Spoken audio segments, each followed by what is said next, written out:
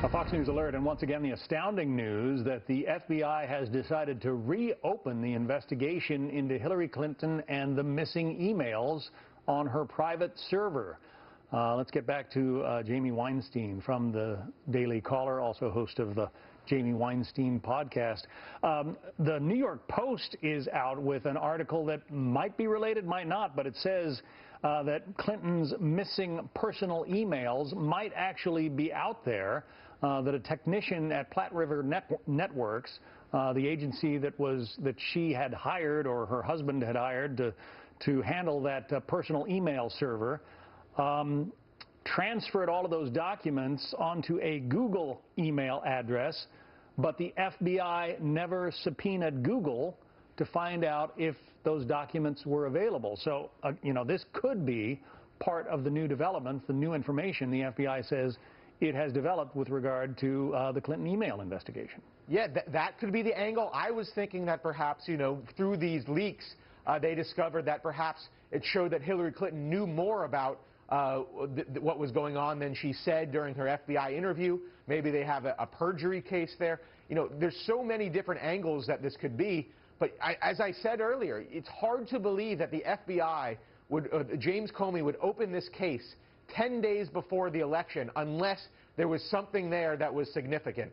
He just wouldn't do this for fun. I don't think he would try to insert himself in the election this way, just for kicks and giggles. There must be something significant there for him to make such a drastic and significant injection into the political sphere. The letter from James Comey to the chairman of various committees on Capitol Hill is only 3 paragraphs, but I'll go back to a line that our Ed Henry read earlier. He says, although the FBI cannot yet assess whether or not this material may be significant, and I cannot predict how long it will take to complete this additional work, I believe it's important to update your committees. Well, you just made the point. I mean, he wouldn't do this if they didn't think there was a serious amount of smoke in this new information that they've developed. Yeah, I can't imagine him interjecting himself unless he saw something that was particularly significant. Of course, that letter, he's going to hedge all he can in that type of a letter.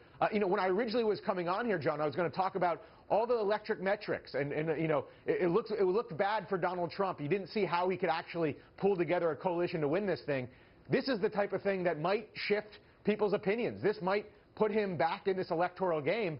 And even if he doesn't win, we're looking possibly at a news cycle for months where if Hillary Clinton wins this election, you have a potential out there that she may be indicted as the president-elect of the United States. So this is a news story, what we're learning today, that could either shape the election or shape what happens after the election. And we don't know where this is going to lead.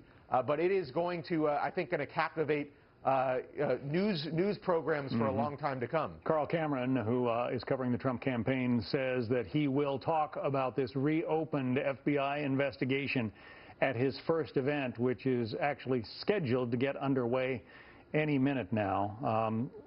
Again, as you said, it's for his campaign. It is the perhaps the best news they could have asked for, a reopening of the investigation into Hillary Clinton. Absolutely. And, on the podcast you mentioned, I interviewed a couple weeks ago Rick Wilson, who said he knew of 2 major oppo drops out there for Hillary Clinton's side. You have to imagine if they have anything themselves of an October surprise, that they're going to try to drop something to change the news cycle. So we might see a very, very messy 10 days until this election, with Donald Trump harping on this new FBI investigation and the Clinton campaign throwing out there whatever oppo research they have left against Donald Trump. And let's not, this is going to be a wild 10 days to go. Let's not forget that about 40% of the ballots in this election are expected to have been early ballots. Exactly. So a lot of people in this country have already voted, already made their decision. Jamie Weinstein. Jamie, thank you.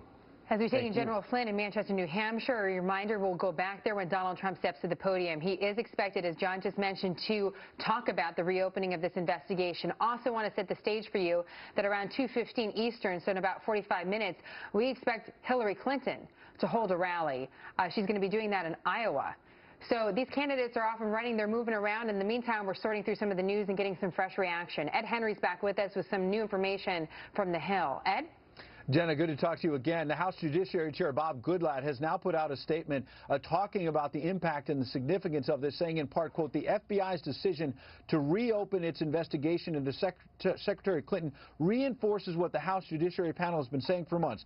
The more we learn about Secretary Clinton's use of a private email server, the clearer it becomes that she and her associates committed wrongdoing and jeopardized national security. Now that the FBI has reopened the matter, it must conduct the investigation with impartiality and thoroughness. The American people deserve no less, and no one should be above the law. A strong statement from the Republican chair of the House Judiciary Committee. That's the kind of investigation, frankly, that Democrats and Republicans were expecting from James Comey as the FBI director in round one here. And the fact that he's under such intense pressure from people inside the FBI itself, saying that they feel like that this thing fell apart at the end, and they do not understand why charges were not brought.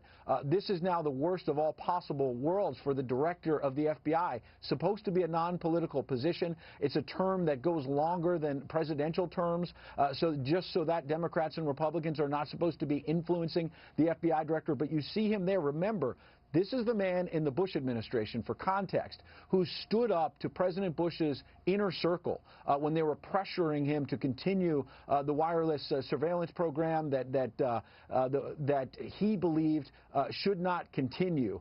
He would not sign off on it. Then, with the Justice Department, not FBI director, stood up to the White House counsel, stood up there with the Attorney General John Ashcroft and said, I'm not doing this. And that is why a lot of Democrats and Republicans were saying at the beginning of this criminal investigation that James Comey is the perfect person to sort through all this. When it all ended without charges, there have been a lot of people raising eyebrows and saying, no, this was not done thoroughly. Now he has a second bite of the apple, but to do it 11 days before an election is breathtaking, frankly, Jenna. We'll go back to the cliche. We can't help it. Timing is everything. Ed, back to you in Washington, D.C. as news warrants. In the meantime, I've been hopping around different Twitter accounts for the Clinton campaign. It might not surprise you that we have no reaction on social media from the Clinton campaign. Or Jennifer Griffin, who is traveling with the Clinton campaign, has reached out for reaction. No response as of yet. What is the White House saying? Well, the White House is now deferring to the FBI. That's where things stand now. About 1:30 Eastern time. It's changing by the moment. We'll be right back with more happening now.